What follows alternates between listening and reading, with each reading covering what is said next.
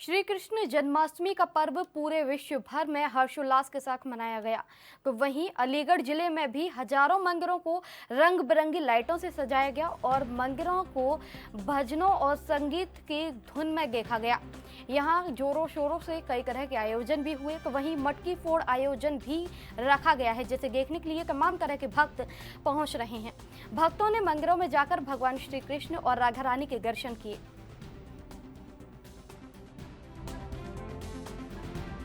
सबसे first of all जो कृष्ण के भक्त होते हैं इस त्योहार का सालों से इंतजार करते हैं। काफी काफी काफी दिन ये व्यतीत होने के बाद ये फील होता है इस दिन कि हाँ, हमारी श्री सीधी नारायण से मुलाकात होती है, क्योंकि एक अवतार उनका यहाँ आया। ठीक है, इस माध्यम से आज के दिन देखेंगे तो ज्यादातर आपको बारिश जरूर मिलेगी, अन्यथा मौसम साफ होगा, पर बारिश आपको 2 मिनट के लिए मिले, 2 मिनट तो मिलेगी।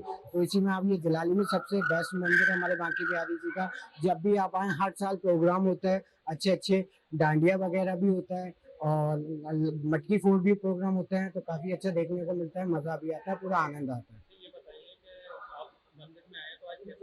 मंदिर माँ के मंदिर तो मैं बेसिकली तौर पर रोज ही आता हूँ, घर से 5-10 मिनट का रास्ता है। और आज के दिन कुछ अलग ही महसूस होता है, कुछ अलग ही फील होता है कि हाँ, नए युग का अवतार हुआ, कोई नए युग में आया। तो जैसे आप लोग ब्रज क्षेत्र में आते हैं, तो भी भगवान श्री कृष्ण का जन्मदिन मथुरा में ही हुआ था। हाँ जी, तो वहाँ आप ब्रज क्षेत्र में आते हो तो उसके लिए कैसा मिलता है? ब्रज क्षेत्र में मैं तो मेरा तो शुरू से मन था, मेरा शुरू से राधा रानी अपनी बांके बिहारी से लगा था।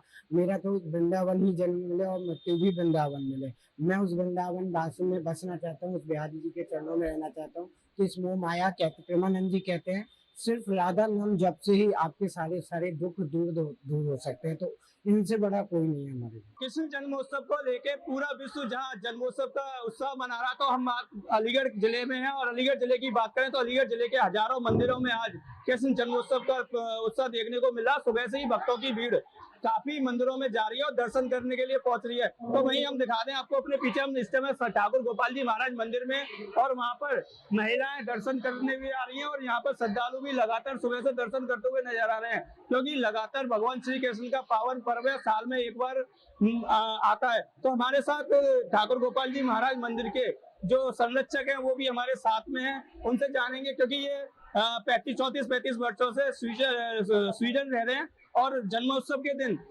यहाँ पर आते हैं। और इनसे जानेंगे कि यहाँ आकर, क्योंकि लगातार जब ये बाहर रहते हैं तो कैसी संस्कृति मिलती है। और अगर हम बात करें तो ब्रज क्षेत्र में एक अलग ही रस होता है। भगवान श्री कृष्ण की जन्माष्टमी हो या फिर अगर बात करें तो यहाँ की भाषा का सहला भी हो, वो बिल्कुल एक ही अलग मिलता है। बात करेंगे, जानना चाहेंगे। क्या नाम है आपका? मेरा नाम मुकेश उपाध्याय है भैया, और मैं पिछले 34-35 वर्षों से स्वीडन में रह रहा हूँ। और हर वर्ष यहाँ जन्माष्टमी के महोत्सव पे मैं यहाँ मंदिर पे आता हूँ, अपने मंदिर पे। और जब आता हूँ तो मुझे बड़ी आनंद की अनुभूति होती है, और वो इस अनुभूति को शब्दों में बयान नहीं किया जा सकता है।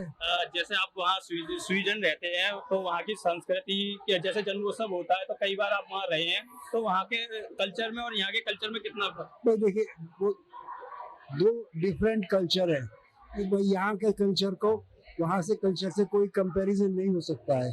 और दूसरा, वहाँ इंडियन कम्युनिटी बहुत ज़्यादा नहीं है, थोड़ी है, तो वो ज़्यादा ऐसा कोई सेलिब्रेशन या ऐसा कुछ नहीं होता वहाँ पर। और एक 2 टेम्पल्स हैं स्टॉकहोल्म में, जो कैपिटल है स्वीडन की, तो वहाँ थोड़ा बहुत सेलिब्रेशन होता है, नॉट इस तरीके से नहीं जैसा कि भारत में करते हैं हम लोग।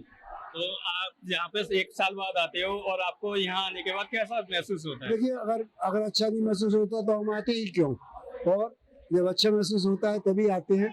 और हर साल में एक जन्माष्टमी को तो पक्का आते ही, इसके बाद 1-2 चक्कर और लग ही जाते हैं, ऐसा है। तो हमारे साथ उनके भ्राता जी भी हैं, उनसे भी जानेंगे, क्योंकि ये पहले आगरा भी रहते थे और अब इस टाइम अमेरिका रह रहे हैं अपने बच्चों के साथ में। उनसे भी जानेंगे। क्या नाम है? मैं सुभाष चंद्र उपाध्याय। अच्छा, ये बताइए कि आप अमेरिका रहे हो और आप 2 साल अभी बीच में जन्माष्टमी के जन्मोत्सव पर नहीं आए थे, तो वहाँ के कल्चर में और यहाँ के जमीन आसमान का अंतर है भाई। ये कल्चर एक हमारा जो है, जो हमारा जन्म से हमको मिला है, वो है।